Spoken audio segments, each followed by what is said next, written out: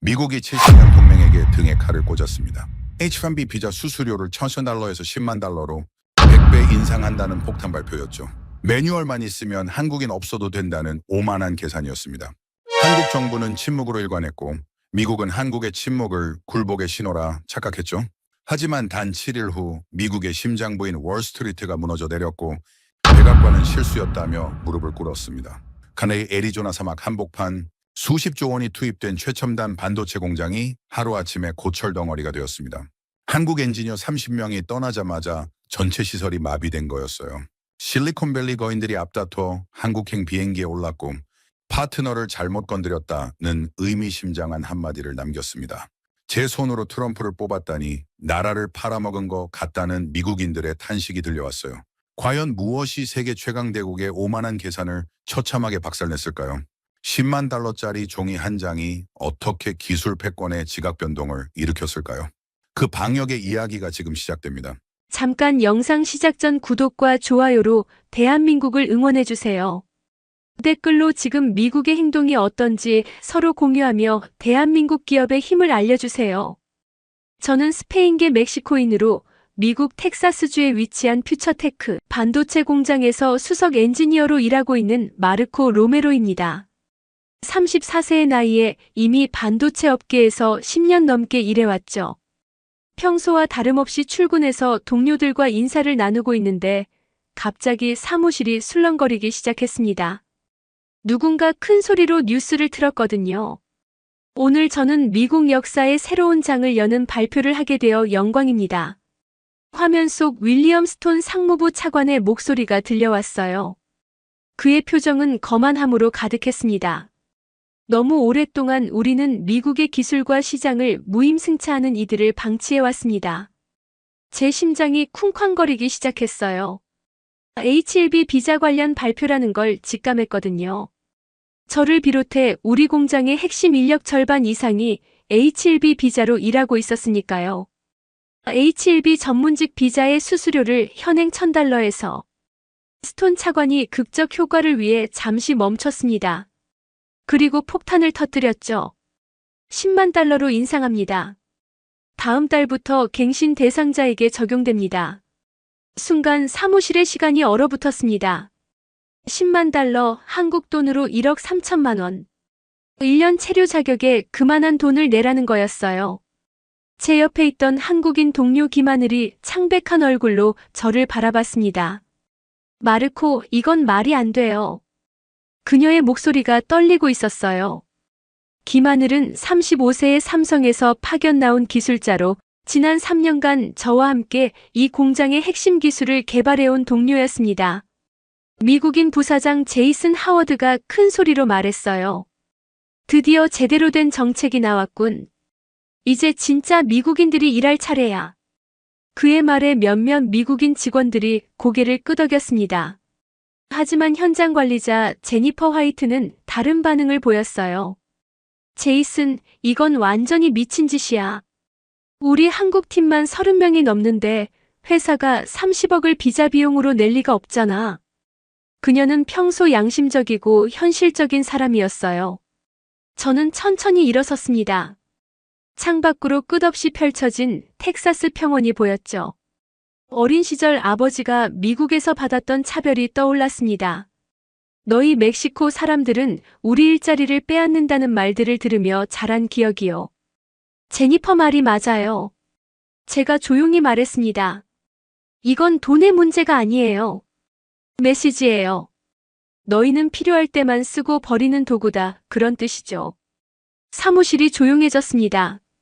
한국인, 인도인, 중국인 엔지니어들이 하나씩 고개를 들기 시작했어요. 그들의 눈빛이 달라지고 있었습니다. 젊은 한국인 엔지니어 이바다가 떨리는 목소리로 물었습니다. 그럼 우리는 어떻게 해야 해요? 29세의 AI 전문가인 그는 대학 졸업 후 곧바로 이곳으로 왔었죠. 김하늘이 씁쓸하게 웃으며 답했어요. 본사에서 지침이 내려올 거예요. 그때까지는 평소처럼 일하세요. 다만 그녀는 잠시 말을 멈추고 팀원들을 둘러보았습니다. 마음의 준비는 해두는 게 좋겠어요. 우리가 없으면 이 공장이 어떻게 될지 그들도 곧 알게 되겠죠. 그녀의 말에는 이상한 확신이 담겨 있었습니다. 마치 이미 결과를 알고 있는 사람처럼요. 바로 그때 김하늘의 휴대폰이 울렸습니다. 발신자는 서울 본사. 예상했던 전화였죠. 네, 김하늘입니다. 수화기 너머로 들려오는 목소리는 침착하면서도 단호했습니다. 하늘 씨, 긴급 화상회의가 있습니다. 30분 후 연결하세요. 그리고 짧은 침묵 후 결정적인 한마디가 이어졌습니다. 철수 준비 시작하세요. 조용히 하지만 완벽하게. 전화가 끊어졌습니다. 김하늘은 천천히 저를 바라보았죠. 저는 그 의미를 알아차렸습니다. 폭풍이 시작되고 있었어요. 10만 달러짜리 종이 한 장이 일으킨 거대한 폭풍이. 서울 본사와의 화상회의가 끝난 후 김하늘은 한동안 꺼진 화면을 응시했습니다. 방금 들은 지시는 명확했죠. 모든 핵심 데이터를 백업하고 인수인계 준비를 시작하라. 단 미국 측에는 비밀로 하라는 것이었어요. 퓨처테크 프로젝트는 단순한 공장이 아니었습니다. 3년간 한국 엔지니어들이 피와 땀으로 일궈낸 결정체였죠. 나노미터 단위의 오차도 허용하지 않는 이곳에서 그들은 기적 같은 수율을 달성해냈습니다. 김 팀장님, 정말로 떠나는 건가요? 막내 엔지니어 이바다가 떨리는 목소리로 물었습니다. 저는 그 대화를 옆에서 지켜보며 복잡한 심정이었어요. 김하늘이 그를 바라보며 침착하게 답했습니다. 바다야, 우리가 왜 여기 있는지 생각해봤나? 최첨단 기술을 배우고 세계 최고가 되기 위해서요. 맞아. 하지만 이제 그들은 우리를 10만 달러짜리 짐으로 보고 있어. 배울 것도 다 배웠고 이제는 우리만의 길을 갈 때가 된 거야. 한편 현장 사무실에서는 제니퍼 화이트가 발을 동동 구르고 있었습니다.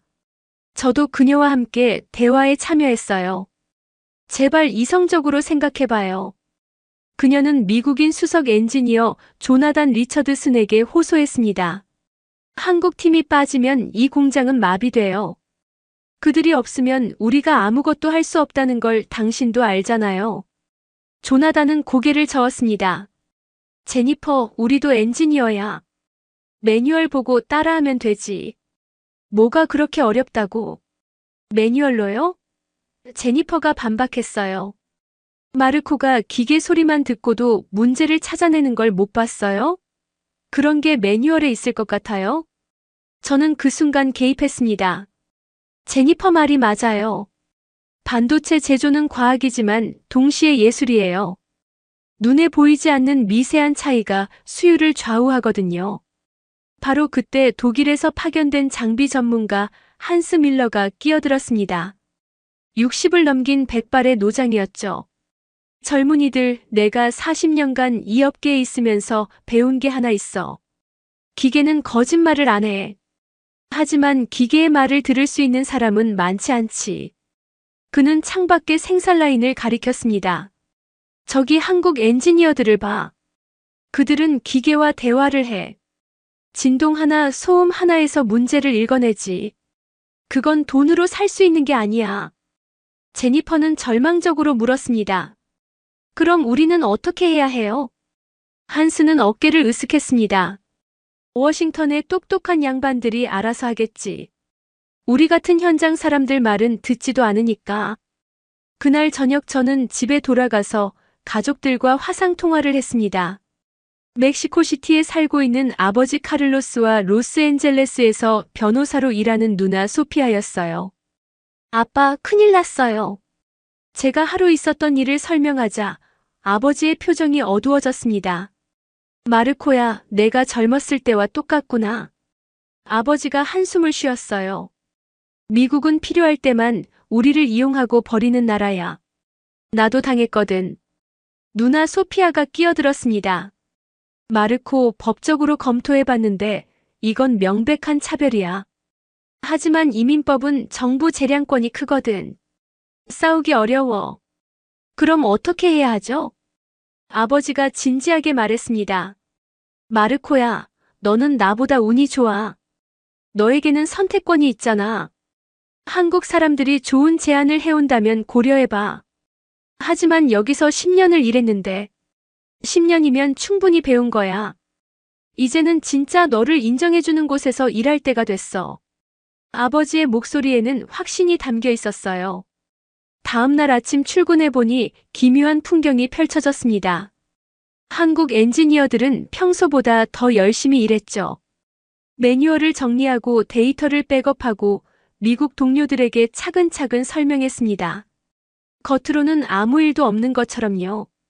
하지만 자세히 보면 달랐습니다. 그들은 마치 유언을 남기는 사람처럼 꼼꼼했고 이별을 준비하는 연인처럼 애틋했어요. 기계 하나하나를 쓰다듬듯 점검하고 모든 데이터를 마치 보물처럼 정리했죠. 제니퍼가 김하늘에게 다가와 불안하게 물었습니다. 하늘, 정말 아무 문제 없을까요? 김하늘은 모니터에서 눈을 떼지 않고 답했습니다. 우리는 우리 할 일을 다 하고 있어요. 문제가 생긴다면 그건 우리 책임이 아니죠. 그녀의 목소리는 담담했지만 그 안에는 씁쓸함이 묻어났습니다. 생산라인의 거대한 장비들이 웅웅거리는 소리가 유독 크게 들렸어요. 마치 다가올 이별을 예감하는 것처럼 말이에요. 저는 그 순간 결심했습니다. 김하늘과 한국팀이 제시할 기회를 진지하게 고려해보기로요. 아버지 말이 맞았어요. 이제는 진짜 저를 인정해주는 곳에서 일할 때가 됐다고요. 며칠 후 워싱턴에서는 윌리엄 스톤 차관이 보좌관들과 함께 축배를 들고 있었습니다. 퓨처테크 공장에서는 별다른 동요가 없다는 보고를 받았거든요. 보좌관 케빈 블레이크가 보고했습니다. 차관님, 한국팀도 차분히 인수인계를 진행 중입니다. 스톤은 만족스럽게 웃었어요. 맞나? 다들 호들갑을 떨더니 결국 현실을 받아들이는군. 미국 시장을 포기할 수 있는 나라는 없어. 하지만 그는 몰랐습니다. 텍사스 사막에서 조용히 진행되는 인수인계가 사실은 작별 인사였다는 것을. 한국 엔지니어들의 침착함이 체념이 아니라 계획된 철수였다는 것을. 그리고 그들이 떠난 뒤 무엇이 기다리고 있을지를 말이에요. 그 시각 지구 반대편 서울에서는 대한민국 경제를 이끄는 핵심 인물들이 모여 긴급회의를 열고 있었습니다. 서초동 삼성전자 본사 최상층 회의실, 바깥의 화려한 도시 전경과는 달리 회의실 안은 차가운 긴장감으로 가득했어요. 재무총괄 부사장이 스크린에 복잡한 표를 띄웠습니다. H1B 비자 10만 달러 인상으로 인한 직접 비용입니다. 현재 미국 내 우리 인력 중 1년 내 갱신 대상은 287명. 단순 계산으로 2,870만 달러, 한화 약 380억 원입니다. 회의실에 낮은 탄식이 흘렀습니다. 하지만 이건 빙산의 일각입니다. 진짜 문제는 예측 불가능성이에요. 오늘 10만 달러면 내년엔 20만 달러를 요구할 수도 있어요. 신사업 전략팀장이 끼어들었습니다. 재무적 관점만이 아닙니다. 이건 우리의 존엄성 문제예요. 그들은 우리를 파트너가 아닌 돈줄로 보고 있습니다. 북미 총괄 사장이 반박했어요. 그래도 미국 시장을 포기할 순 없습니다. 감정적 대응은 위험해요. 전략팀장이 새로운 자료를 띄웠습니다.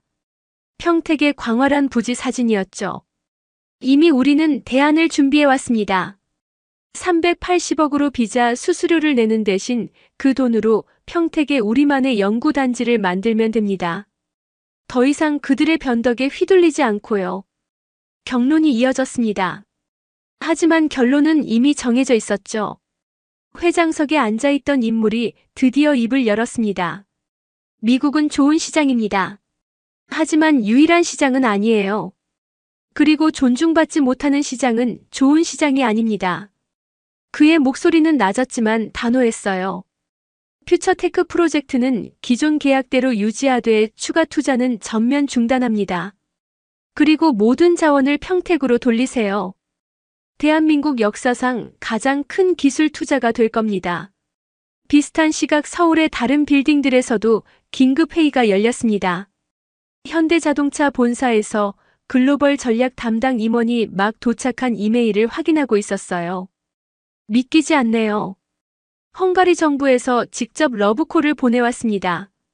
화면에 뜬 제안서는 파격적이었어요. 10년간 법인세 면제, 부지 무상 제공, 고속철도 연결, 인력 양성 지원까지. 타이밍이 절묘하네요. 미국이 우리를 내치는 바로 그 순간의 말이에요. LG 에너지 솔루션 회의실에서도 비슷한 논의가 오갔습니다. 미국의 배터리 공장을 짓는 비용으로 헝가리에 2개를 지을 수 있어요. 게다가 유럽 전기차 시장이 급성장하고 있고요. 젊은 여성 임원이 덧붙였어요. 무엇보다 그들은 우리를 존중합니다. 파트너로 대하죠. 미국처럼 일방적인 통보가 아니라요. 한국 기업들의 결정은 빨랐습니다. 다음 날 전 세계 경제 뉴스를 뒤흔든 발표가 이어졌어요. 삼성전자 평택에 300조 원 규모 K반도체 클러스터 조성. 현대차 LG 헝가리에 50조 원 규모 배터리 공장 건설. 미국 추가 투자 계획 전면 재검토. 발표문 어디에도 미국을 직접 비난하는 내용은 없었습니다. 하지만 메시지는 명확했죠. 우리는 당신들이 필요 없다는 것이었어요. 워싱턴 상무부에서 스톤 차관은 보고서를 받아들고 코웃음을 쳤습니다. 겁을 주니까 발악하는군. 어디 가겠어? 결국 돌아올 거야. 보좌관 케빈이 조심스럽게 말했어요. 하지만 차관님, 월가에서는 우려의 목소리가. 케빈, 자네는 아직 협상을 모르는군. 이건 그들의 블러핑일 뿐이야. 미국 시장 없이 살아남을 수 있는 기업은 없어. 하지만 현장의 분위기는 달랐습니다. 텍사스 퓨처테크 공장에서 한국 엔지니어들은 묵묵히 인수인계를 진행했어요. 수천 페이지의 매뉴얼, 수백 기가의 데이터. 그들은 3년간의 모든 것을 기록으로 남겼죠. 미국인 엔지니어가 두툼한 매뉴얼을 들고 김하늘에게 물었습니다. 이 정도면 충분한가요? 김하늘은 쓴웃음을 지었어요. 문서는 충분합니다. 하지만 제가 처음 이 일을 배울 때 선배가 이런 말을 했어요. 반도체는 예술이다. 과학이지만 동시에 예술이라고. 눈에 보이지 않는 미세한 차이가 수율을 좌우한다고요. 그래서요? 매뉴얼은 악보입니다. 하지만 연주는 각자의 몫이죠. 미국인 엔지니어는 불안한 표정을 지었습니다. 그제야 무언가 잘못되고 있다는 것을 어렴풋이 느꼈죠. 그날 밤 김하늘은 저를 따로 불렀습니다. 마르코, 당신에게 제안이 있어요. 김하늘과 저는 공장 근처의 조용한 멕시칸 레스토랑에 앉아 있었습니다. 텍사스의 어두운 밤하늘 아래 우리는 인생을 바꿀 수도 있는 대화를 나누고 있었어요. 마르코, 솔직히 말할게요. 김하늘이 테킬라 잔을 돌리며 말했어요. 우리는 이번 주 안에 모두 한국으로 돌아갑니다. 본사 지시예요. 예상했던 말이었지만 실제로 들으니 마음이 복잡했어요. 그럼 저는 어떻게 되는 거죠? 그게 바로 제안이에요. 하늘이 진지한 표정을 지었습니다. 우리와 함께 오세요. 평택의 새 연구소에서요. 저는 잠시 말을 잃었습니다. 한국에서 일하자는 제안은 상상도 못했거든요. 조건을 들어보세요. 연봉은 여기서 받던 것의 1.5배, 주택 지원, 자녀 교육비 지원, 그리고 무엇보다 하늘이 잠시 멈췄습니다. 비자 걱정 없이 일할 수 있어요. 시민권 취득도 가능하고요. 하지만 언어 문제가 있잖아요. 저는 한국어를 못하는데 우리 회사 공용어가 영어예요. 그리고 한국어는 배우면 되죠. 당신처럼 똑똑한 사람이면 금방 익힐 거예요. 가족들은 어떻게 생각할까요? 당신 아버지께서 뭐라고 하셨죠? 진짜 인정해주는 곳에서 일하라고. 한국이 바로 그런 곳이에요. 저는 하늘의 말을 곱씹어 봤습니다. 정말 매력적인 제안이었어요. 하지만 10년간 쌓아온 모든 것을 버리고 완전히 새로운 환경으로 간다는 게 쉽지 않았어요. 시간이 얼마나 있나요? 3일입니다. 우리가 떠나기 전에 결정해 주세요. 그날 밤 집에 돌아가서 저는 가족들과 긴 통화를 했습니다. 아버지와 누나에게 한국의 제안을 설명했어요. 마르코야, 이건 기회야. 아버지가 단호하게 말했어요. 내가 젊었을 때 이런 기회가 있었다면 주저하지 않았을 거다. 하지만 아빠, 한국은 너무 멀잖아요. 멀다고? 지금 시대에 거리가 뭔 상관이야? 중요한 건 내가 존중받을 수 있는 곳인지 여부야. 누나 소피아도 동의했어요. 마르코, 미국에서 이민자로 사는 것의 한계를 너도 느끼고 있잖아. 아무리 열심히 해도 항상 2등 시민 취급받는 거. 하지만 한국에서도 외국인이잖아요. 다르지. 소피아가 말했어요. 한국은 지금 글로벌 인재를 찾고 있어. 그들에게 넌 자산이야. 여기서는 부담이고. 이틀 동안 저는 심각하게 고민했습니다. 퓨처테크에서의 10년 쌓아온 인맥들, 익숙한 환경들. 모든 것을 버리고 새로 시작한다는 게 두려웠어요. 하지만 동시에 흥미진진하기도 했습니다. 한국의 기술력은 이미 세계적으로 인정받고 있었고 K-팝이나 K-드라마를 통해 본 한국 문화도 매력적이었어요. 마지막 날 저는 김하늘을 만나 최종 답변을 주기로 했습니다. 하지만 그 전에 뜻밖의 일이 벌어졌어요. 제이슨 하워드 부사장이 저를 사무실로 불렀습니다. 마르코, 한국팀과 뭔가 계획이 있다고 들었는데 그의 목소리에는 의심이 묻어났어요. 제가 조심스럽게 답했습니다. 그들이 제안을 했어요. 한국에서 일하자고. 그건 배신이야. 제이슨이 목소리를 높였어요. 우리가 널 키워줬는데 이제 와서 등을 돌리겠다고. 배신이라뇨? 저도 감정이 격해졌습니다. 당신들이 먼저 우리를 10만 달러짜리 짐으로 만들었잖아요. 그건 제이슨이 말을 멈췄어요. 정책이니까 어쩔 수 없는 거야. 바로 그 순간 저는 확신했습니다. 이런 사람들과 더 이상 일할 수 없다는 것을요. 점심시간에 저는 김하늘을 만났습니다. 결정했어요. 함께 가겠습니다. 하늘의 얼굴에 환한 미소가 퍼졌어요. 현명한 선택이에요, 마르코. 후회하지 않을 거예요. 그날 오후 저는 제니퍼에게 사표를 제출했습니다. 그녀는 예상했다는 듯 고개를 끄덕였어요. 마르코, 이해해. 나라도 그랬을 거야. 제니퍼가 씁쓸하게 웃었습니다. 이 회사가, 이 나라가 당신들을 잃은 거예요. 저는 그녀의 손을 잡았습니다. 제니퍼, 당신은 좋은 사람이에요. 언젠가 기회가 되면 한국에서 만나요. 마지막 며칠간 저는 인수인계에 최선을 다했습니다. 제가 알고 있는 모든 기술적 노하우를 문서로 남겼어요. 그들에게 화가 났지만 프로로서의 양심은 지키고 싶었거든요. 한스 밀러가 저를 따로 불러 말했어요. 마르코, 현명한 결정이야. 이곳은 곧 무너질 거니까. 왜 그렇게 확신해요? 그가 조용히 말했어요. 기계는 사람을 기억해. 당신들이 떠나면 기계들도 슬퍼할 거야. 드디어 떠나는 날이 왔습니다. 이른 아침 한국팀 전원과 저는 공항으로 향하는 버스에 올랐어요. 3년간의 추억이 담긴 퓨처테크를 떠나는 순간이었죠. 버스 창문으로 마지막으로 공장을 바라봤습니다. 자막 위에 우뚝 선 하얀 건물, 한때는 저의 자부심이었지만 이제는 남의 것이 되어버린 곳이었어요. 김하늘이 조용히 말했어요. 언젠가 우리 것을 만들자. 마르코도 함께. 네, 누구의 눈치도 보지 않는 진짜 우리 것을. 비행기가 이륙하는 순간 아래로 보이는 텍사스 평원이 점점 작아졌습니다. 10년간 살았던 곳이 사라져가고 있었어요. 하지만 이상하게도 후회보다는 기대감이 더 컸습니다. 14시간의 긴 비행 끝에 인천국제공항에 도착했을 때의 느낌은 정말 특별했어요. 공항 자체가 하나의 기술 전시장 같았습니다. 자동화된 시설들, 로봇 안내원, AI 번역 서비스까지 모든 것이 미래적이었어요. 서울에 도착해서 본 풍경은 제 상상을 뛰어넘었습니다. 강남의 스카이라인은 뉴욕이나 시카고 못지않았고 한강의 야경은 정말 아름다웠어요. 그리고 곳곳에서 느껴지는 역동적인 에너지는 놀라웠습니다.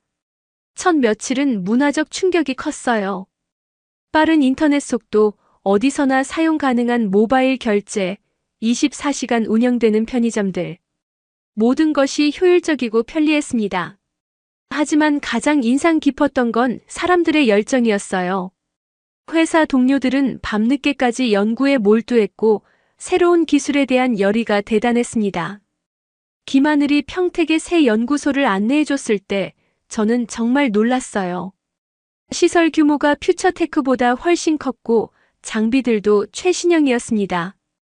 여기서 우리가 만들 것은 차세대 AI 반도체예요. 하늘이 설명했습니다. 퓨처테크에서 배운 것에 우리만의 혁신을 더해서요. 연구소에서 만난 젊은 엔지니어들의 눈빛이 인상적이었어요. 바다, 구름, 별, 태양 같은 자연 이름을 가진 그들은 모두 열정으로 가득했습니다. 이 바다가 저에게 다가와 말했어요. 마르코 형, 여기서는 정말 자유롭게 연구할 수 있어요. 예산 걱정, 정치적 제약 없이 오직 기술에만 집중할 수 있어요. 정말 그런가요? 구름이 웃으며 답했어요. 여기서는 실패해도 괜찮아요. 실패해서 배우는 게 더 많다고 생각하거든요. 퓨처테크에서는 어땠어요? 퓨처테크에서는 실패하면 예산이 깎였어요. 그래서 모두 안전한 길만 택했죠. 여기는 달라요. 별이 끼어들었어요. 우리는 실패를 두려워하지 않아요. 그게 혁신의 출발점이니까요. 몇 주가 지나면서 저는 한국의 기업 문화에 놀라게 됐습니다. 수직적인 구조처럼 보이지만 실제로는 아이디어가 자유롭게 오가는 수평적 소통이 이루어지고 있었어요. 회의에서 막내 연구원도 자유롭게 의견을 말할 수 있었고 좋은 아이디어라면 즉시 프로젝트에 반영됐습니다. 이런 역동성이 한국 기술 발전의 원동력이라는 걸 깨달았어요. 한국어 공부도 시작했습니다. 처음에는 어려웠지만 동료들이 열심히 도와줘서 빠르게 늘었어요. 특히 업무 관련 용어들은 금세 익힐 수 있었습니다. 가장 감동적이었던 건 회사의 지원이었어요. 주택은 물론이고 생활 적응을 위한 모든 서비스를 제공해줬습니다. 비자 걱정 없이 일에만 집중할 수 있다는 게 이렇게 좋은 줄 몰랐어요. 3개월쯤 지났을 때 저는 완전히 적응해 있었습니다. 한국 동료들과 자연스럽게 어울리고 한국 음식도 즐기게 됐어요. 특히 치킨과 맥주를 함께 먹는 문화가 좋았습니다. 하지만 가장 큰 변화는 일에 대한 자세였어요. 퓨처테크에서는 항상 위축되어 있었는데 여기서는 당당하게 제 의견을 말할 수 있었습니다. 외국인이라는 이유로 차별받지 않고 순수하게 능력으로만 평가받는다는 게 얼마나 소중한지 깨달았어요. 그런데 어느 날 충격적인 소식이 들려왔습니다. 퓨처테크 공장이 완전히 마비됐다는 거였어요. 뉴스는 전 세계를 놀라게 했습니다.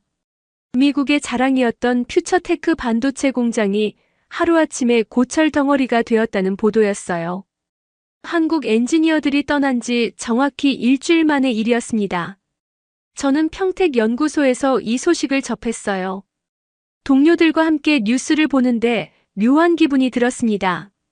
씁쓸하면서도 한편으로는 예상했던 일이라는 생각이 들었어요. 김하늘이 저에게 말했어요.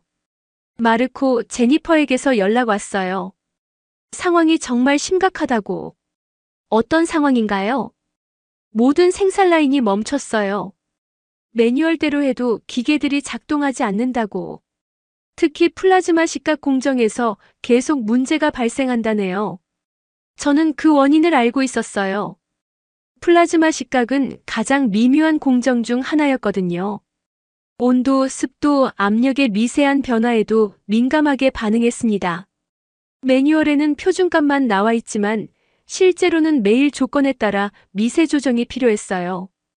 그런 노하우는 문서로 전달할 수 없었습니다. 오랜 경험과 직감으로만 가능한 일이었죠. 김하늘과 저 그리고 다른 숙련된 엔지니어들이 매일 기계와 대화하면서 쌓아온 감각이었어요. 며칠 후 더 자세한 소식이 들려왔습니다. 제니퍼가 김하늘에게 보낸 이메일이었어요. 하늘, 상황이 정말 심각해. 3번 장비가 연쇄 반응으로 다른 장비들까지 멈춰 세웠어. 전체 라인이 마비됐고 복구 전망도 보이지 않아. 미국 본사에서 전문가들을 보냈지만 아무도 원인을 찾지 못하고 있어. 더 충격적인 내용이 이어졌습니다. 제이슨 부사장은 이제 완전히 패닉 상태야. 매일 워싱턴에 전화해서 한국 팀을 다시 데려오라고 소리치고 있어. 하지만 이미 때는 늦었지. 한스 밀러도 포기했다는 소식이 있었어요. 그는 40년 경력의 베테랑이었는데도 손을 들었다는 거였죠. 기계들이 완전히 다른 생명체가 된 것 같다고 말했다더군요. 워싱턴의 반응도 흥미로웠습니다. 윌리엄 스톤 차관은 처음에는 곧 복구될 것이라고 호언장담했지만 시간이 지날수록 목소리가 작아졌어요. 상황이 이렇게 되자 미국 언론들이 움직이기 시작했습니다. 10만 달러가 부른 수십조 원의 재앙, 기술 인력 없는 기술 대국의 비극, 오만이 낳은 자업자득 등의 헤드라인이 쏟아졌어요. 월스트리트도 요동쳤습니다. 퓨처테크 주가는 연일 폭락했고 반도체 관련 주식들도 줄줄이 떨어졌어요. 투자자들은 미국 반도체 산업의 미래에 대해 의구심을 갖기 시작했습니다. 가장 흥미로운 건 실리콘밸리의 반응이었어요. 애플, 구글, 마이크로소프트 같은 거대 기업들이 갑자기 한국에 관심을 보이기 시작한 거였죠. 팀 쿡이 한 인터뷰가 화제가 됐어요. 우리는 혁신이 가능한 곳, 인재가 있는 곳으로 갑니다. 그곳이 어디든지요. 이는 사실상 미국을 떠날 수도 있다는 경고였어요. 구글 CEO도 비슷한 발언을 했습니다. 예측 불가능한 환경에서는 사업하기 어렵습니다. 우리는 안정적이고 협력적인 파트너를 원해요. 저는 이런 뉴스들을 보면서 신기한 기분이 들었어요. 불과 몇 달 전까지만 해도 저는 미국에서 2등 시민 취급을 받는 이민자였는데 이제는 세계 최고 기업들이 한국을 주목하고 있었거든요. 김하늘이 저에게 말했어요. 마르코, 이제 정말 시작이에요. 세계가 우리의 진짜 실력을 알게 됐어요. 정말 그런 것 같아요. 하지만 동시에 책임감도 느껴져요. 맞아요. 이제 우리는 증명해야 해요. 한국이 단순히 미국의 대안이 아니라 더 나은 선택이라는 걸요. 연구소 분위기도 달라졌어요. 모든 직원들이 더욱 열정적으로 일하기 시작했습니다. 세계의 시선이 우리에게 집중되고 있다는 걸 알고 있었거든요. 이바다가 말했어요. 형, 이제 우리가 표준을 만들 차례예요. 더 이상 따라하는 게 아니라 앞서가는 거죠. 구름도 동의했어요. 퓨처테크가 무너진 건 우연이 아니에요. 기술은 사람이 만드는 거니까. 사람을 소중히 여기지 않으면 기술도 떠나는 거죠. 그들의 말이 맞았어요. 한국의 성공 비결은 기술 그 자체가 아니라 기술을 만드는 사람들을 존중하는 문화였습니다. 이곳에서는 누구나 자신의 잠재력을 마음껏 발휘할 수 있었어요. 퓨처테크 공장 마비 소식이 전해진 지 며칠 후 한국 정부가 움직이기 시작했습니다. 청와대에서 긴급 발표가 있었어요. 정부는 K-테크밸리 조성을 위해 100조 원을 투자합니다. 전 세계 인재들을 위한 최고의 환경을 제공하겠습니다. 대통령의 발표와 함께 한국 기업들의 대규모 채용 공고가 쏟아졌습니다. 해외 근무 중인 엔지니어 우대, 미국 경력자 특별 대우, 귀국 시 주택 지원까지. 메시지는 분명했어요. 돌아오세요. 우리가 당신들을 지켜주겠습니다. 평택에서 이 소식을 들은 저와 동료들의 눈빛이 달라졌습니다. 정부 차원에서 이렇게 적극적으로 지원한다니 정말 든든했어요. 김하늘이 흥분해서 말했어요. 마르코, 이제 정말 시작이에요. 우리가 꿈꿔온 세계 최고의 연구 환경을 만들 수 있어요. 며칠 후 더 놀라운 소식이 들려왔습니다. 미국에서 연락이 온 거였어요. 바로 윌리엄 스톤 차관 본인이었습니다. 김하늘이 전화를 받더니 놀란 표정을 지었어요. 차관이 직접 전화를 했다는 거였죠. 통화 내용을 들어보니 정말 가관이었습니다. 스톤 차관은 목소리가 완전히 달라져 있었어요. 거만했던 예전과는 완전히 다른, 거의 애원하는 수준이었죠. 김 박사님, 제발 돌아와 주십시오. 제가 잘못했습니다. 모든 게 제 실수였어요. 비자 수수료는 없던 일로 하겠습니다. 원하시는 조건은 뭐든 들어드릴게요. 하지만 김하늘의 대답은 냉정했어요. 차관님, 지금 제 뒤에서 무슨 소리가 들리는지 아세요? 건설 현장 소리입니다. 평택에 짓고 있는 저희 새 연구소요. 젊은 엔지니어들이 열정적으로 일하고 있어요. 스톤 차관이 다급하게 말했어요. 하지만 박사님이 사랑하는 퓨처테크가 죽어가고 있어요. 3년간 박사님이 만든 작품이지 않습니까? 김하늘의 답변은 단호했어요. 맞습니다. 제게는 소중한 곳이었죠. 하지만 부모가 자식을 버리면 그 자식이 다시 돌아가야 할 이유는 없어요. 가장 결정적인 순간이었어요. 차관님, 기술은 살 수 있어도 기술자의 영혼은 살 수 없습니다. 그걸 깨닫는데 10만 달러는 너무 비싼 수업료였네요.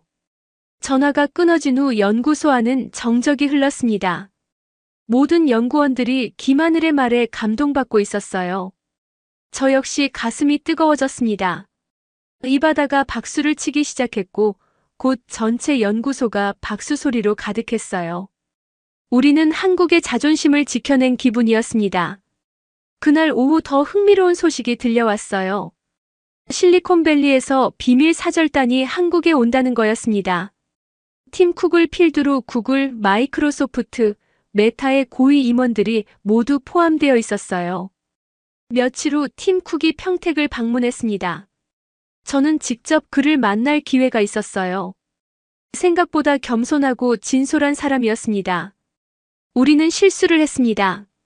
팀 쿡이 솔직하게 말했어요. 미국 정부의 정책을 맹신했죠. 하지만 이제 깨달았어요. 진정한 혁신은 사람에서 나온다는 것을요. 그는 한국 정부 및 기업들과 대규모 투자 협약을 체결했습니다. 애플 아시아 혁신센터를 한국에 건설하고 향후 5년간 500억 달러를 투자하겠다는 내용이었어요. 구글도 뒤따랐습니다.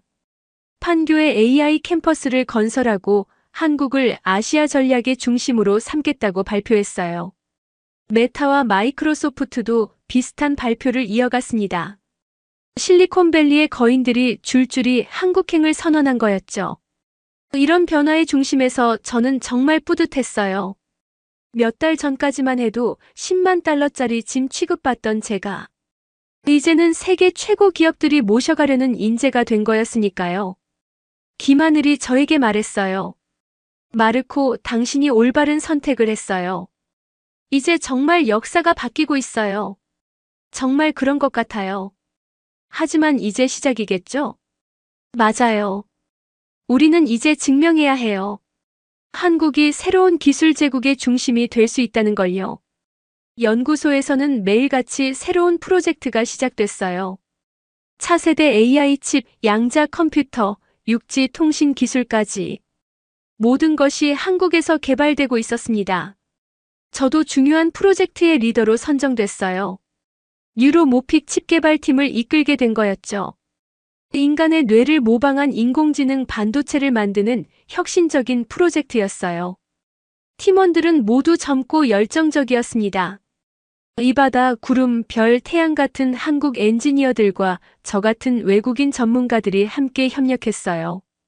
가장 놀라운 건 이들의 학습 속도였어요. 새로운 기술을 받아들이고 응용하는 능력이 정말 뛰어났습니다. 퓨처테크에서는 상상도 할 수 없는 속도로 연구가 진행됐어요. 3개월 후 우리는 첫 번째 프로토타입을 완성했습니다. 기존 AI 칩 대비 10배 빠른 처리 속도와 10분의 1 전력 소비를 달성한 혁신적인 제품이었어요. 뉴스가 발표되자 전 세계가 놀랐습니다. 한국이 또 한 번 기술 혁신의 선두에 선 거였죠. 그날 밤 저는 한강변을 걸으며 생각했어요. 10만 달러짜리 종이 한 장이 제 인생을 완전히 바꿔놓았다는 것을요. 하지만 결과적으로는 축복이었어요. 진짜 제 가치를 인정해주는 곳을 찾을 수 있었으니까요. 6개월 후 세계 기술업계의 지형은 완전히 바뀌어 있었습니다. 서울에서 열린 월드 AI 서밋에는 전 세계 기술 기업들이 몰려들었어요. 한때 실리콘밸리에서만 볼 수 있었던 풍경이 이제는 한국에서 펼쳐지고 있었습니다. 저는 이 서밋에서 기조연설을 하게 됐어요. 스페인계 멕시코인으로서 한국에서 일하는 경험을 공유하는 자리였죠. 신사숙녀 여러분, 제가 무대에 올라 말문을 열었습니다. 1년 전 저는 10만 달러짜리 종이 때문에 쫓겨났습니다. 하지만 그것은 축복이었어요. 진짜 혁신이 무엇인지 배웠으니까요. 청중들이 숨죽여 들었어요. 저는 스크린에 우리가 개발한 뉴로모픽 칩의 성능 데이터를 띄웠습니다. 오늘 우리가 발표하는 이 칩은 기존 대비 10배의 성능, 10분의 1 전력 소비를 자랑합니다. 그리고 이것은 한국, 미국, 유럽 출신 엔지니어들이 함께 만든 결과예요. 경쟁이 아닌 협력의 산물이죠. 장내에 박수가 터져 나왔습니다. VIP석에는 팀 쿡을 비롯한 글로벌 CEO들이 앉아 있었어요. 팀 쿡이 마이크를 받았습니다. 로메로 박사님 말이 맞습니다. 한국은 우리에게 경쟁자가 아닌 동반자가 되는 법을 가르쳤어요. 구글 CEO도 거들었어요. 실리콘밸리에서는 불가능했던 일이 여기서는 가능합니다. 진정한 혁신이 일어나고 있어요. 전시장에서는 놀라운 제품들이 선보였습니다. 인간 뇌를 모방한 AI 프로세서, 양자고전 하이브리드 컴퓨터, 나노단위 생체칩. 모두 한국에서 개발된 것들이었어요. 한 미국 기자가 김하늘에게 물었습니다. 비결이 뭡니까? 어떻게 이렇게 빨리 혁신을 이룰 수 있었나요? 자유롭게 연구할 수 있어서요. 김하늘이 답했어요. 비자 걱정, 정책 변화 걱정 없이 오직 기술에만 집중할 수 있으니까요. 그때 특별한 손님이 도착했습니다. 한국 대통령이 축사를 위해 입장한 거였어요. 자랑스러운 여러분, 오늘은 대한민국이 진정한 기술 강국으로 우뚝 선 날입니다. 환호성이 터졌어요. 하지만 겸손해야 합니다. 오만은 몰락의 지름길이니까요. 우리는 늘 열린 자세로 세계와 함께 성장하겠습니다. 갈라디너에서는 각국 대표들이 모인 자리에서 건배사가 있었습니다. 혁신을 위하여, 협력을 위하여, 그리고 팀 쿡이 잔을 높이 들었어요. 신뢰를 위하여. 모두가 잔을 부딪혔습니다. 그때 한 참석자가 웃으면서 물었어요. 그런데 퓨처테크는 어떻게 됐죠? 잠시 침묵이 흘렀습니다. 아직도 멈춰 있어요. 누군가 답했어요. 복구 포기하고 박물관으로 만든다는 얘기도 있어요. 10만 달러의 기념비로 말이에요. 씁쓸한 웃음이 번졌습니다. 행사가 끝난 밤 저는 한강변을 걸었어요. 불빛이 반짝이는 서울의 야경이 아름다웠습니다. 1년 전 굴욕적으로 쫓겨났던 제가 이제는 세계가 주목하는 기술 리더가 되어 있었어요. 핸드폰이 울렸습니다. 뜻밖에도 윌리엄 스톤이었어요. 목소리가 많이 늙어 있었습니다. 로메로 박사님, 저 스톤입니다. 그저 사과하고 싶어서요. 제가 정말 어리석었어요. 그리고 축하드립니다. 당신이 옳았어요. 이제야 깨달으셨군요. 너무 늦었죠. 하지만 그래도 말하고 싶었어요. 죄송합니다. 그리고 감사합니다. 감사라니요? 덕분에 우리도 중요한 교훈을 배웠으니까요. 비싼 수업료였지만요. 전화가 끊어졌습니다. 저는 고개를 들어 하늘을 봤어요. 별이 빛나고 있었습니다. 새로운 시대가 시작되고 있었어요. 기술이 국경을 넘어 인류를 위해 쓰이는 시대, 그 시작점에 한국이 서 있었습니다. 그리고 저도 그 일부가 되어 있었어요. 자부심과 책임감을 동시에 느끼며 저는 다시 연구실로 발걸음을 옮겼습니다. 내일은 더 나은 것을 만들어야 했으니까요. 이제는 누구를 위해서가 아닌 인류 전체를 위해서 말이에요. 몇 달 후 저는 한국 시민권을 신청했습니다. 이곳이 진짜 제 고향이 되었다고 느꼈거든요. 아버지도 누나도 제 결정을 지지해줬어요. 마르코야, 내가 진짜 집을 찾은 것 같구나. 아버지가 화상통화에서 말했어요. 나도 젊었을 때 그런 곳이 있었으면 좋았을 텐데. 이제 저는 완전한 한국인이 되고 싶어요. 이 나라가 저에게 준 기회를 다른 사람들에게도 전해주고 싶어요. 1년이 지난 지금 저는 평택 연구소의 부소장이 되었습니다. 제 밑에는 20개국 출신의 150명 연구원들이 일하고 있어요. 모두 각자의 이유로 한국을 선택한 사람들입니다. 우리는 증명했어요. 한국이 단순히 미국의 대안이 아니라 더 나은 선택이라는 것을. 그리고 10만 달러짜리 종이 한 장이 가져온 변화가 우연이 아니라 필연이었다는 것을 말이에요. 한국에서의 성공 소식이 전해지자 실리콘밸리는 완전히 다른 분위기가 됐습니다.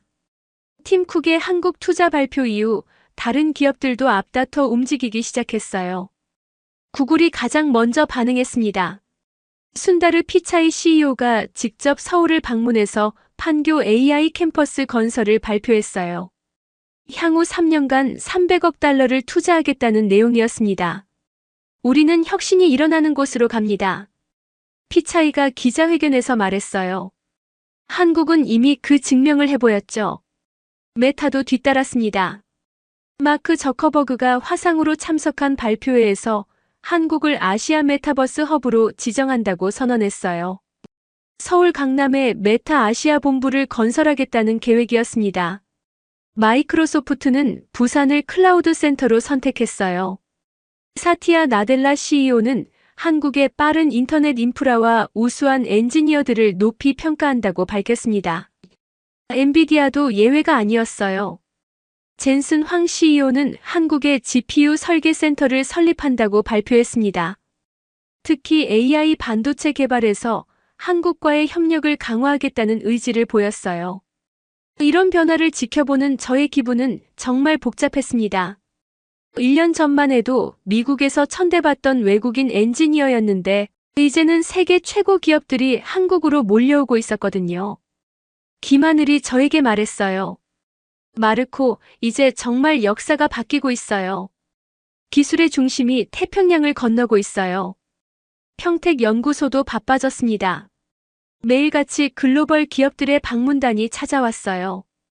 구글 엔지니어들, 애플 디자이너들, 마이크로소프트 연구원들이 우리의 기술을 보고 배우려고 했습니다. 가장 인상적이었던 건 그들의 자세였어요. 예전에는 기술을 가르쳐주는 입장이었는데 이제는 배우려는 자세로 왔거든요. 정말 세상이 바뀐 걸 실감했습니다. 이바다가 감탄하며 말했어요.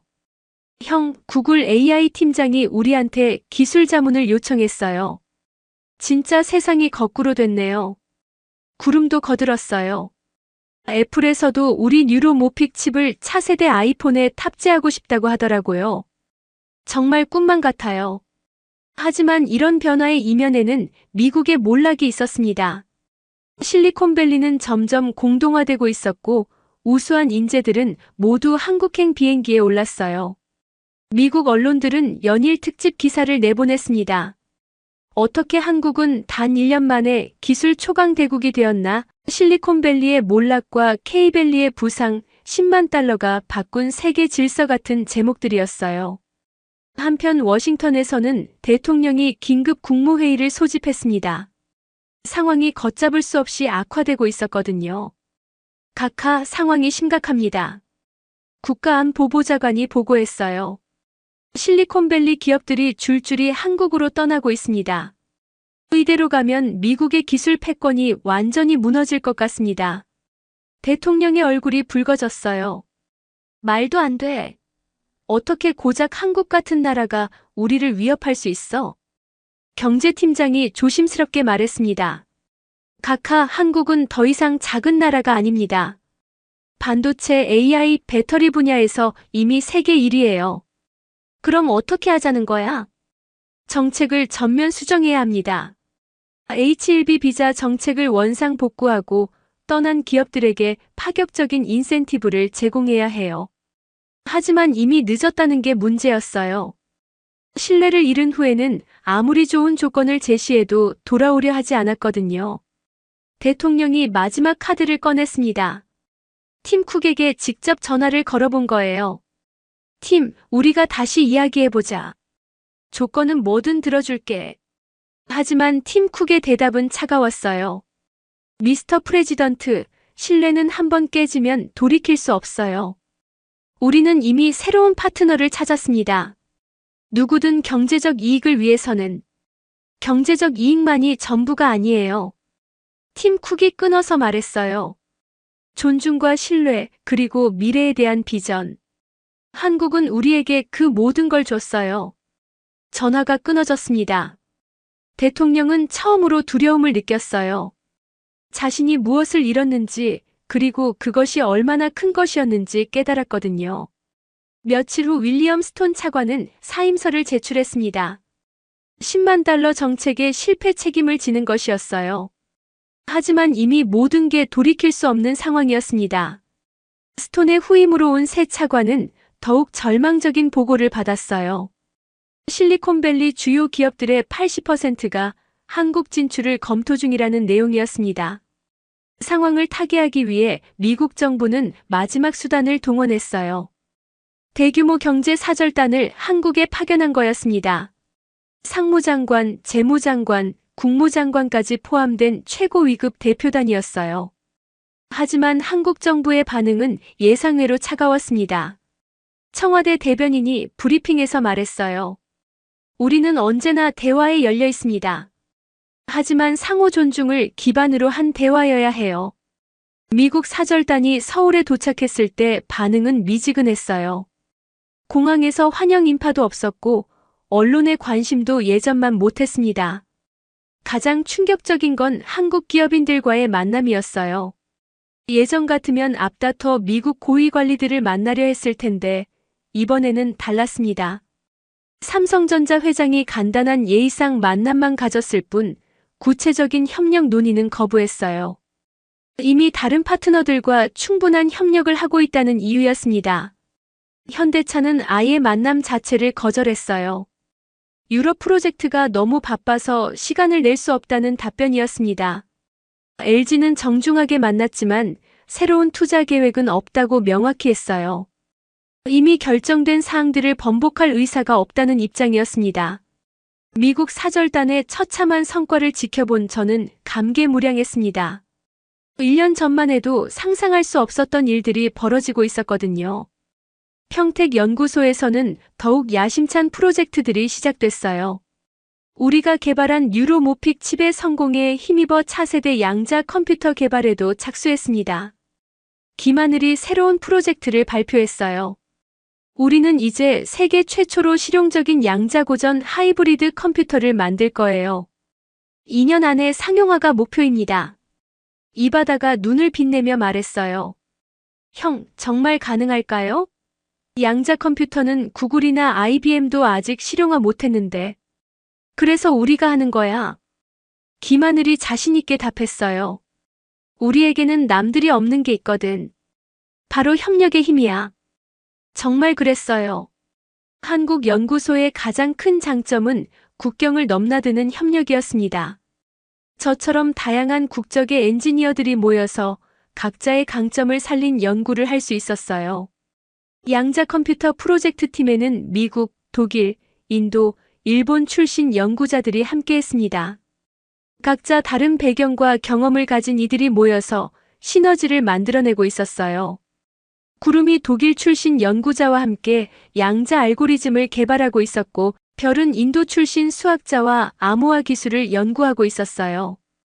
태양은 일본 출신 물리학자와 양자 상태 제어 기술을 다루고 있었습니다. 이런 다양성이 혁신의 원동력이었어요. 서로 다른 관점에서 문제를 바라보고 다양한 해결책을 제시할 수 있었거든요. 3개월 후 우리는 놀라운 성과를 거뒀습니다.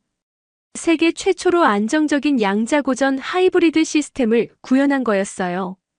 기존 슈퍼컴퓨터로는 수천 년이 걸릴 계산을 몇 분 만에 처리할 수 있었습니다. 소식이 발표되자 전 세계가 놀랐어요. 구글과 IBM이 수십 년간 연구해도 못한 일을 한국의 작은 연구소에서 해낸 거였으니까요. 네이처지에서 특집 기사를 실었고 MIT 테크놀로지 리뷰에서는 올해의 혁신 기술로 선정했어요. 타임지는 저를 포함한 우리 팀을 표지 인물로 다뤘습니다. 가장 의미 있었던 건 노벨 물리학상 위원회에서 온 축하 메시지였어요. 우리의 연구가 물리학계에 새로운 패러다임을 제시했다는 평가였습니다. 하지만 무엇보다 뿌듯했던 건 가족들의 반응이었어요. 아버지가 화상 통화에서 눈물을 흘리며 말했어요. 마르코야, 정말 자랑스럽다. 내가 진짜 세계를 바꾸고 있구나. 누나 소피아도 감격했어요. 동생이 타임지 표지에 나오다니. 우리 가족 역사상 처음이야. 언론들도 제 스토리에 주목했어요. 10만 달러에 쫓겨난 멕시코계 엔지니어가 한국에서 양자 컴퓨터를 개발했다는 스토리는 전 세계의 이목을 끌었거든요. CNN에서 특별 인터뷰를 요청해왔고 BBC에서는 다큐멘터리 제작을 제안했어요. 하지만 저는 모든 인터뷰에서 한국과 동료들의 역할을 강조했습니다. 이 모든 성과는 제 혼자 힘으로 이룬 게 아니에요. 한국이 제공한 환경과 동료들의 협력이 있었기에 가능했어요. 실제로 그랬거든요. 한국의 연구 환경은 정말 자유롭고 창의적이었어요. 실패를 두려워하지 않고 도전할 수 있는 분위기, 국적과 배경에 상관없이 능력만으로 평가받는 시스템이 혁신을 가능하게 했습니다. 양자 컴퓨터 성공 이후 한국은 명실상부한 글로벌 혁신의 중심지가 되었습니다. 전 세계 젊은 과학자들이 한국행을 꿈꾸기 시작했어요. 평택 연구소에는 매일 수십 통의 지원서가 날아들었습니다. MIT, 스탠포드, 캠브리지, 옥스포드 출신의 박사들이 앞다퉈 한국에서 일하고 싶어 했어요. 저는 이제 글로벌 인재 영입을 담당하는 부소장이 되어 있었습니다. 제가 받았던 기회를 다른 사람들에게도 제공하고 싶었거든요. 면접장에는 정말 다양한 국적의 지원자들이 왔어요. 미국에서 차별받은 아프리카계 엔지니어, 브렉시트로 어려움을 겪은 영국 과학자, 학력 사회에 지친 인도 연구원들이 모두 한국에서 새로운 기회를 찾고 있었습니다. 한 아프리카계 미국인 엔지니어가 말했어요. 미국에서는 아무리 열심히 해도 유리천장이 있어요. 하지만 한국에서는 정말 실력만으로 평가받을 수 있다고 들었어요. 영국에서 온 물리학자는 이렇게 말했어요. 브렉시트 이후 유럽 연구 프로젝트에서 배제됐어요. 하지만 한국은 진짜 글로벌 연구를 하고 있잖아요. 인도 출신 AI 연구원은 더욱 절실했어요. 인도에서는 카스트 때문에 기회가 제한돼요. 한국에서는 그런 편견 없이 일할 수 있다고 믿어요. 저는 그들의 이야기를 들으며 1년 전 제 모습을 봤어요. 다들 진짜 실력을 인정받고 싶어하는 간절함이 느껴졌거든요. 김하늘과 상의해서 우리는 파격적인 정책을 도입했습니다. 국적, 성별, 나이에 상관없이 오직 실력과 열정만으로 평가하는 시스템이었어요. 그 결과 우리 연구소는 정말 국제적인 팀이 됐습니다. 30개국 출신의 200명이 넘는 연구자들이 함께 일하고 있었어요. 가장 흥미로운 건 이들 간의 시너지였어요. 서로 다른 문화와 사고방식이 만나면서 예상치 못한 아이디어들이 나왔거든요.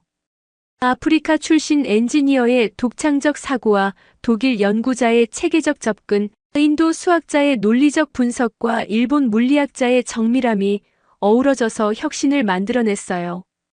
6개월 만에 우리는 또 다른 혁신을 이뤘습니다. 세계 최초로 실온에서 작동하는 초전도체를 개발한 거였어요. 이는 에너지 혁명을 가져올 수 있는 기술이었습니다. 이번에도 전 세계가 놀랐어요. 노벨 물리학상 수상자들이 잇따라 축하 메시지를 보냈고 각국 정부에서 기술 이전을 요청해왔습니다. 하지만 우리는 독점하지 않았어요. 오픈소스 정책을 통해 전 세계 연구자들과 기술을 공유했습니다. 이게 바로 한국식 혁신의 특징이었어요. 김하늘이 기자회견에서 말했어요. 기술은 특정 국가나 기업의 독점물이 아니에요. 인류 전체의 자산이죠.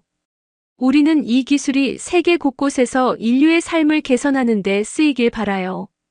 이런 철학이 전 세계 연구자들의 마음을 움직였어요. 한국이 단순히 기술적으로 앞선 게 아니라 가치관에서도 앞선다는 인식이 퍼졌거든요. 유럽연합에서 한국과의 포괄적 기술 협력 협정을 제안해왔고 아프리카 연합도 과학기술 파트너십을 맺자고 했어요. 심지어 미국도 다시 협력을 타진해왔습니다. 하지만 한국의 조건은 명확했어요.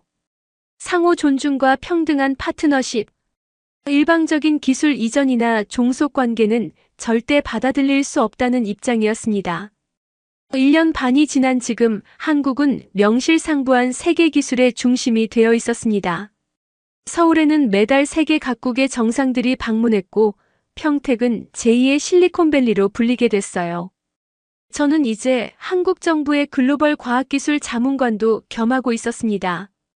각국과의 기술 협력 정책을 수립하는 중요한 역할이었어요. 가장 의미 있었던 건 아프리카와의 협력 프로젝트였습니다. 한국의 기술을 활용해서 아프리카의 교육과 의료 인프라를 개선하는 사업이었어요. 케냐의 태양광 에너지 기반의 스마트 교실을 설치하고 가나에는 AI 진단 시스템을 도입했습니다. 나이지리아에는 드론을 활용한 의료 배송 시스템을 구축했어요. 이런 프로젝트를 통해 한국은 진정한 글로벌 리더십을 보여줬습니다. 단순히 기술적으로 앞선 게 아니라 그 기술을 인류의 복지를 위해 사용한다는 철학이었어요. 제가 케냐를 방문했을 때 현지 교육장관이 말했어요. 한국은 우리에게 물고기를 준 게 아니라 물고기 잡는 법을 가르쳐 줬어요. 이게 진정한 도움이죠. 가나의 의료진들도 감격했어요. AI 진단 시스템 덕분에 우리가 놓쳤을 환자들을 살릴 수 있어요. 그리고 우리 의사들도 더 나은 의료진이 되고 있어요. 이런 성과들이 알려지면서 한국의 소프트 파워도 급상승했어요. K-팝과 K-드라마에 이어 K-테크가 전 세계 젊은이들의 동경의 대상이 됐습니다. 전 세계 공과대학에서는 한국어 수업이 인기였고 한국 유학을 준비하는 학생들이 급증했어요. 한국 기업에 취업하는 게 젊은 엔지니어들의 꿈이 됐습니다. 평택 연구소에도 변화가 있었어요. 이제는 연구만 하는 게 아니라 전 세계 젊은 과학자들을 교육하는 역할도 맡게 된 거였어요. 우리는 글로벌 아카데미를 설립했습니다. 매년 100명의 젊은 과학자들을 선발해서 6개월간 집중 교육하는 프로그램이었어요. 지원자들은 전 세계에서 몰려들었어요. 하버드, MIT, 스탠포드 출신들도 있었지만 아프리카나 남미의 무명 대학 출신들도 많았습니다. 저는 이 프로그램의 책임자를 맡았어요. 제가 받았던 기회를 더 많은 사람들에게 제공하고 싶었거든요. 첫 번째 기수에는 정말 다양한 사람들이 왔어요.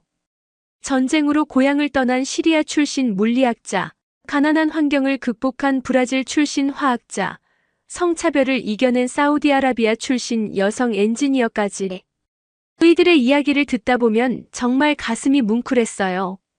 모두 어려운 환경에서도 꿈을 포기하지 않고 여기까지 온 사람들이었거든요. 시리아 출신 아흐메드는 말했어요. 전쟁 때문에 모든 걸 잃었지만 꿈만은 잃지 않았어요. 한국에서 새로운 시작을 할 수 있어서 정말 감사해요. 브라질 출신 카를라는 이렇게 말했어요. 빈민가에서 자랐지만 과학이 제 인생을 바꿔줬어요.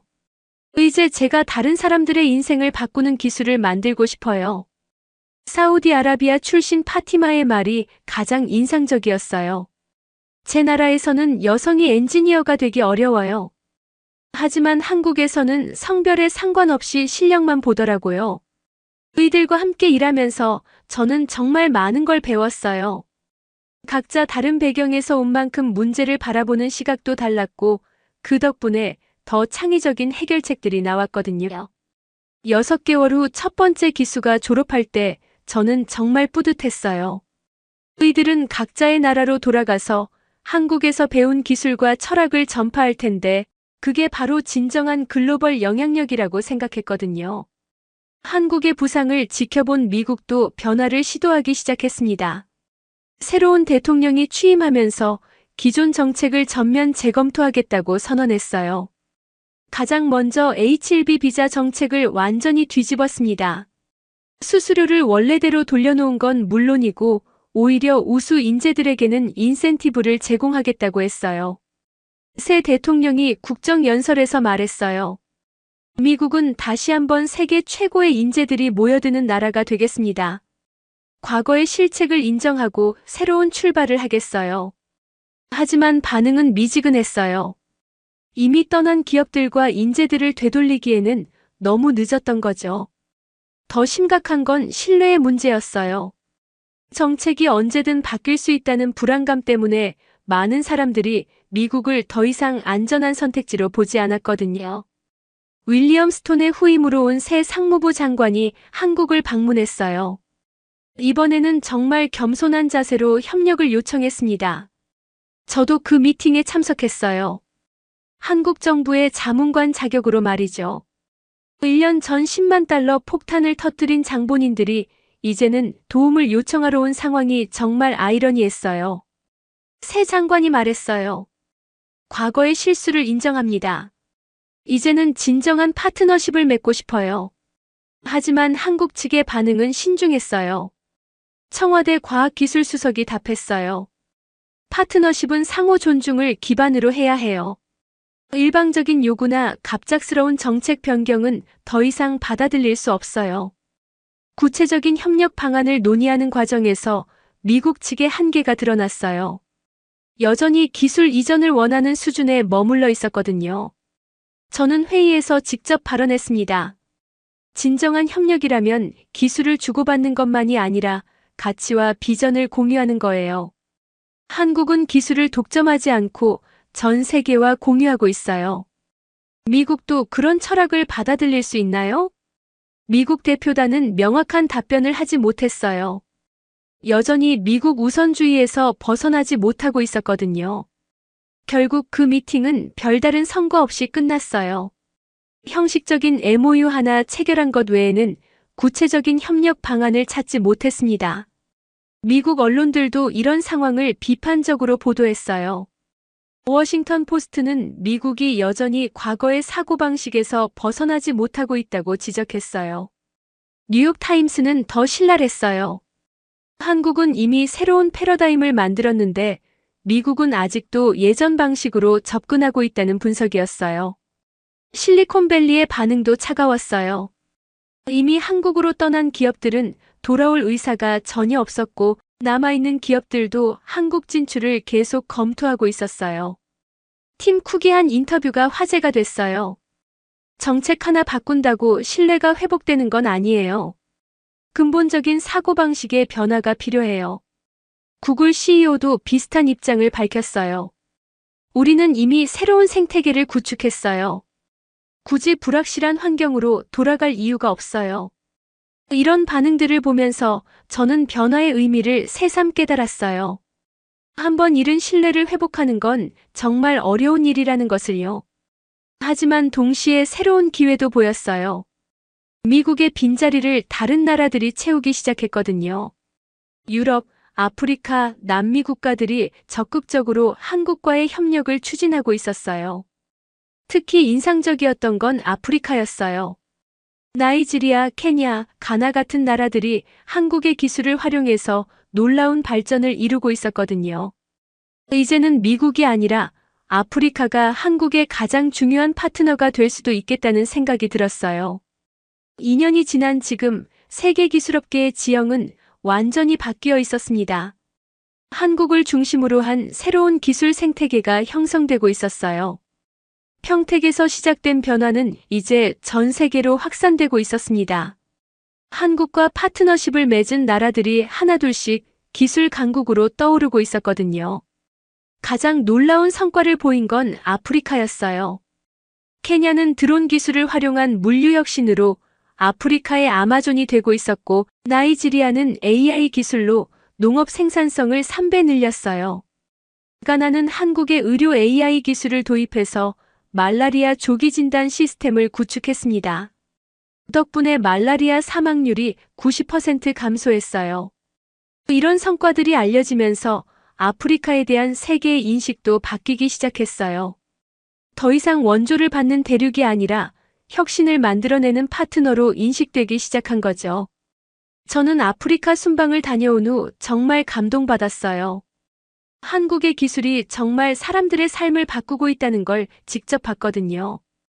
케냐의 한 농부가 말했어요. 드론 덕분에 우리 농산물을 도시까지 빠르게 배송할 수 있어요. 이제 우리도 글로벌 시장에 참여할 수 있어요. 나이지리아의 젊은 엔지니어는 이렇게 말했어요. 한국에서 배운 AI 기술로 우리 농업을 혁신하고 있어요. 이제 아프리카도 기술 수출국이 될 수 있어요. 한국에서도 변화가 계속되고 있었어요.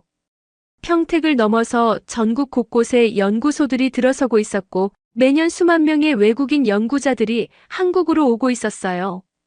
저도 이제는 한국 시민권을 취득해서 완전한 한국인이 되었습니다. 한국어도 유창해졌고 한국 문화에도 완전히 적응했어요. 김하늘이 농담조로 말했어요. 마르코, 이제 완전히 한국 사람이 되었네. 김치도 잘 먹고 야근도 자연스럽고.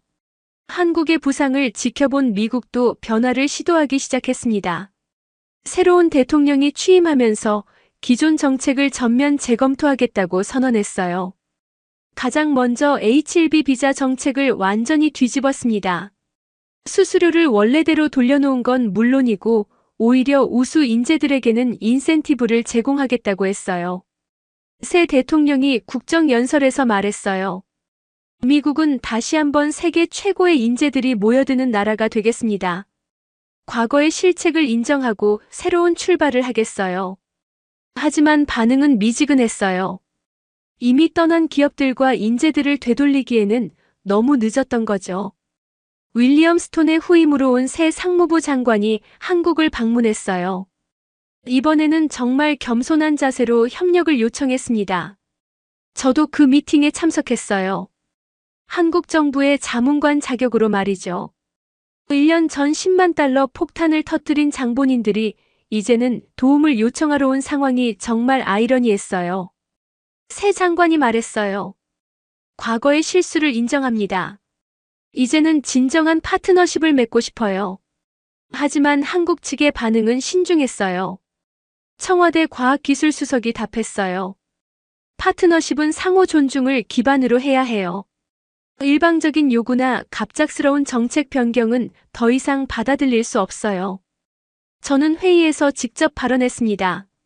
진정한 협력이라면 기술을 주고받는 것만이 아니라 가치와 비전을 공유하는 거예요.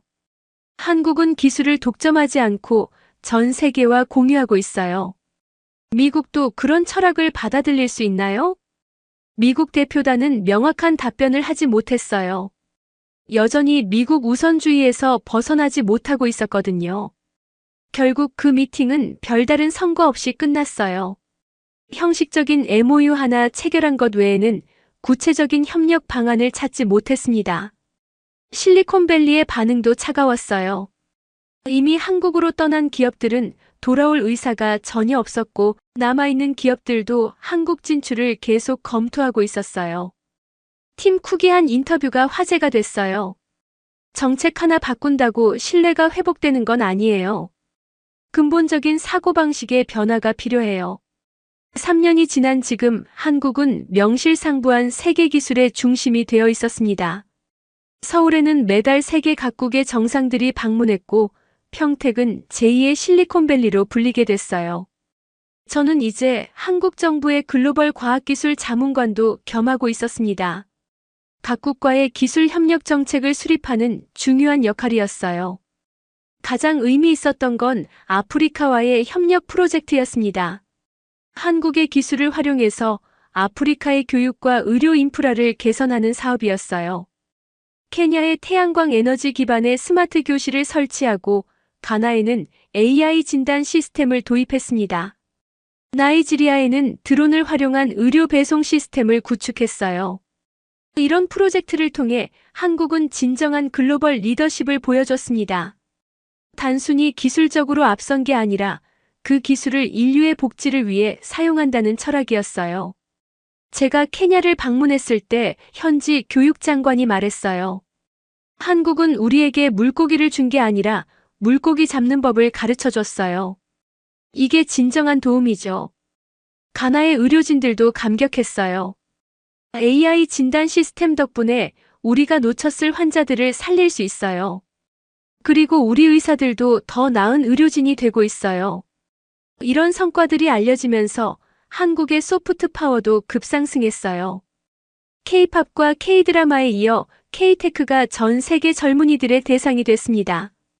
전 세계 공과대학에서는 한국어 수업이 인기였고 한국 유학을 준비하는 학생들이 급증했어요. 한국 기업에 취업하는 게 젊은 엔지니어들의 꿈이 됐습니다. 평택 연구소에도 변화가 있었어요. 이제는 연구만 하는 게 아니라 전 세계 젊은 과학자들을 교육하는 역할도 맡게 된 거였어요. 우리는 글로벌 아카데미를 설립했습니다. 매년 100명의 젊은 과학자들을 선발해서 6개월간 집중 교육하는 프로그램이었어요. 지원자들은 전 세계에서 몰려들었어요. 하버드, MIT, 스탠포드 출신들도 있었지만 아프리카나 남미의 무명 대학 출신들도 많았습니다. 저는 이 프로그램의 책임자를 맡았어요. 제가 받았던 기회를 더 많은 사람들에게 제공하고 싶었거든요. 한국에서 4년을 보내면서 저는 이 나라의 진짜 매력을 발견했어요. 단순히 기술적 우위나 경제적 기회만이 아니라 사람을 소중히 여기는 마음이었거든요. 한국에서의 5년째를 맞으면서 저는 완전히 한국인이 되어 있었습니다. 김하늘의 후배인 이슬이라는 분과 결혼도 했고 아름다운 딸과 아들도 생겼어요. 딸 이름은 소피아 로메로이, 아들 이름은 카를로스 로메로이였습니다. 할아버지와 이모의 이름을 따서 지었어요. 아이들은 한국어, 영어, 스페인어를 모두 자연스럽게 구사했습니다. 소피아가 어느 날 말했어요. 아빠, 나는 한국 사람이야? 멕시코 사람이야? 저는 웃으며 답했어요. 소피아는 세계 시민이야. 한국에서 태어났지만 멕시코 할아버지의 피도 흐르고 세계 곳곳에 친구들이 있는 특별한 아이지.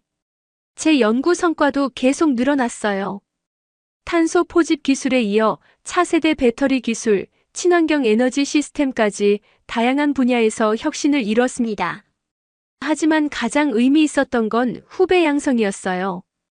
제가 설립한 장학재단을 통해 이미 500명이 넘는 젊은 과학자들이 한국에서 공부하고 있었거든요. 그들 중 많은 수가 이제 각자의 분야에서 리더가 되어 있었어요.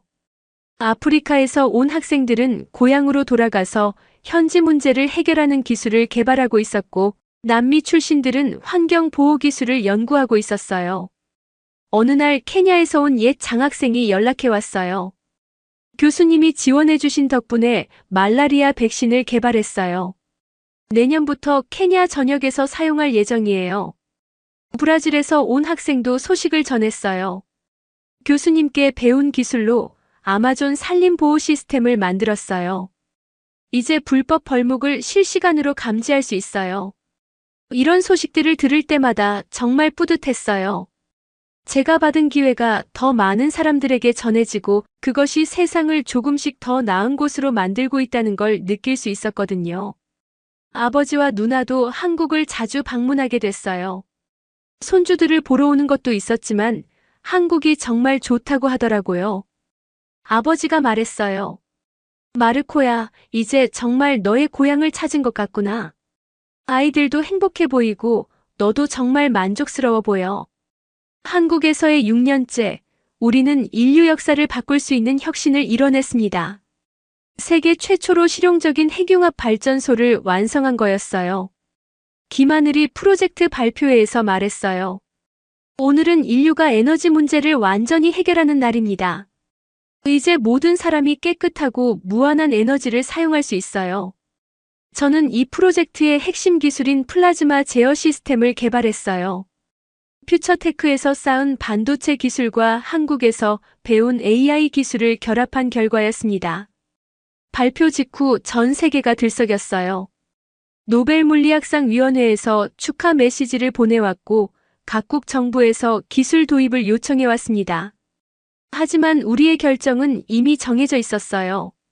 이 기술을 전 세계에 무료로 공개하기로 한 거였습니다. 김하늘이 기자회견에서 말했어요. 에너지는 인류의 기본권입니다. 특정 국가나 기업이 독점할 수 없어요. 우리는 이 기술이 모든 나라에서 사용되기를 바라요. 이런 결정에 일부에서는 반대 목소리도 있었어요.